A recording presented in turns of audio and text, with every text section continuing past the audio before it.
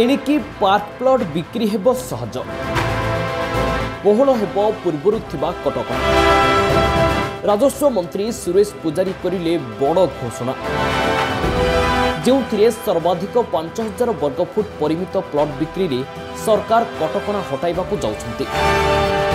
एथिपाई रूपरेख प्रस्तुत हेब। आईन रे आवश्यक संशोधन पाई चिठा प्रस्ताव तैयारी करबाकू नगर उन्नयन प्रमुख सचिव को निर्देश देइछन्ति राजस्व मंत्री सुरेश पुजारी। सुनंतु कौन कहते राजस्व मंत्री।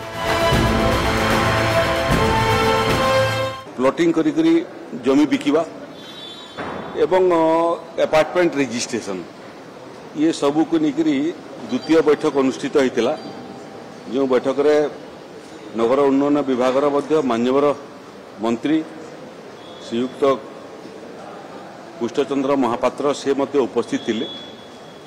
राजस्व विभाग एडिशनल चीफ सेक्रेटरी मध्य उपस्थित थिले। नगर उन्नयन विभाग प्रिंसिपल सेक्रेटरी उपस्थित थिले। डेवलपमेंट अथॉरिटी अधिकारी माने उपस्थित थिले। रेरार मध्य अधिकारी माने उपस्थित थिले एवं दुई पाद आकु जाइछि से क्रम सामग्रिक विषय को आम हाथ को न नहीं करी पर्यायक्रमे चारिटा पर्याय आम ये समस्यार समाधान करने प्रयास आरंभ करिछु। सेतिरे प्रकृत ओडिशा डेवलपमेंट अथॉरिटी एक्ट रो जो धारा 15 एवं 16 सेतिरे व्यापक कन्फ्यूजन देखिबा पे मिली। तार संगरे संगरे Odisha development authority rules rule 87 तार मध्य किसी संशोधन आवश्यकता अच्छी।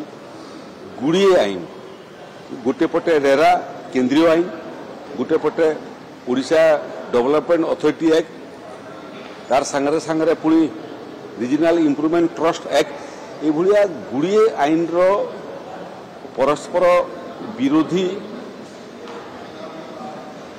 धारा को लेकर मत लगुच जे 82 मसीह ये समस्या आरंभ होता एवं एवं जटिल रूप धारण कर आज वस्तुत गोटे निष्पत्ति जे जो आईन रो आवश्यकता नहीं ओडिशा रे से आईन को आमे समाप्त करिवु।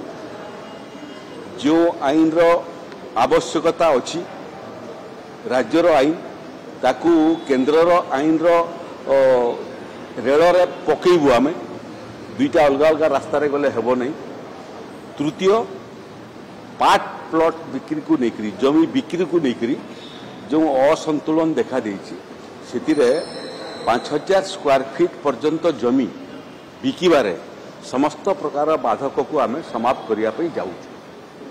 किंतु पुणी जोटा 1982 मसीह ओडिशा डेवलपमेंट अथॉरिटी आईन पास हला बेलू जो समस्या तैयारी हला एबे पुणी आ कोनोसी समस्या तैयारी न हो सेति यार विभिन्न दिग को तर्जमा करी आईन रो संशोधन रो प्रस्ताव सहित ड्राफ्ट प्रपोजल प्रस्तुत करिया पे नगर उन्नयन विभाग प्रमुख शासन सचिव को दायित्व दिखाई।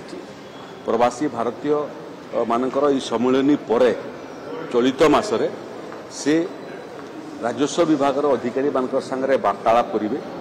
रेरार जो माने अधिकारी अच्छा संगे वार्तालाप करेंगे एवं डेवलपमेंट अथॉरिटी जो अधिकारी अच्छा संगे कथबार्ता करेंगे एवं चलित मास ही ड्राफ्ट प्रपोजल तृतीय मीटिंग रे उपस्थापना करेंगे। थोड़े ड्राफ्ट प्रपोजल आसला परे यदि आईन रो संशोधन आवश्यक पड़े तो आगामी विधानसभा रे आईन रो संशोधन हेबो। यदि आवश्यक पड़े ताले ताकू नेकरी ऑर्डिनेंस मध्य जारी करा जाई पारे। यदि आवश्यक पड़े विभिन्न आईन रो जो स्पष्टीकरण जोटा कि तले डिस्ट्रिक्ट रजिस्टर दफ्तर रे कन्फ्यूजन तैयारी होउची ताकू स्पष्टीकरण देवाई मध्य क्लियर इंस्ट्रक्शन जिमिति कोनोसी निर्दिष्ट आईन रो धारा को लेकर कन्फ्यूजन एवं तार मिस इंटरप्रिटेशन न हेबो तार पई आवश्यक पड़ले स्पष्टीकरण मध्य दिया।